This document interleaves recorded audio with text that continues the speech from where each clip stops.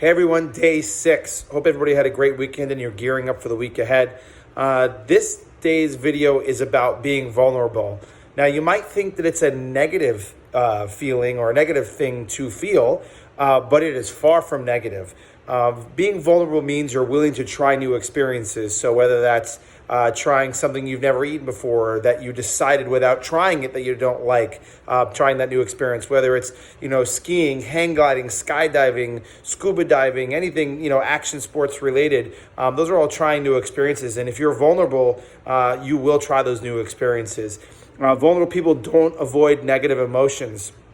That's part of life. Beyond that, you need to know how to handle those negative emotions. Vulnerable people accept bad things that happen in life. Look, that's part of life. Not everything that we go through on a daily basis is a positive thing. And if you kind of reshape it, you can use it to grow yourself. So bad things happen. It's part of life. I wish it was peachy keen all the time, but unfortunately that's not the case.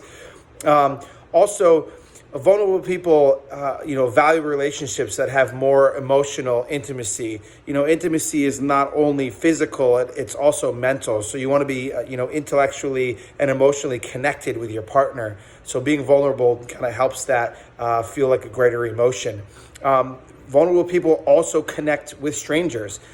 We know from day one that we're alienated in this earth. We come into this life together alone, and we leave this life alone. So it's everything in between, connecting with strangers and people that we just don't know. It's part of being vulnerable. Vulnerable people also make great leaders because they're willing to accept the negative things that happen in life.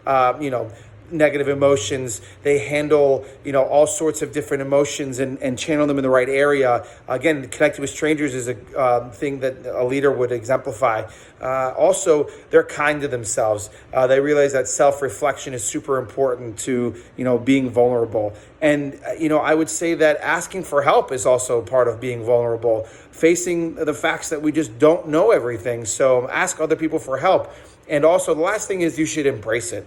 Being vulnerable is definitely not a bad thing. Obviously, you don't want to show certain people that you're vulnerable. If you're walking in a sketchy area, this is the first thing that pops into my mind. You don't want to show people that you're, vulnerable. That's probably the worst place to show you're vulnerable. But overall, it's a very good feeling. So I hope you're gearing up for a great week ahead, and I'll see you tomorrow.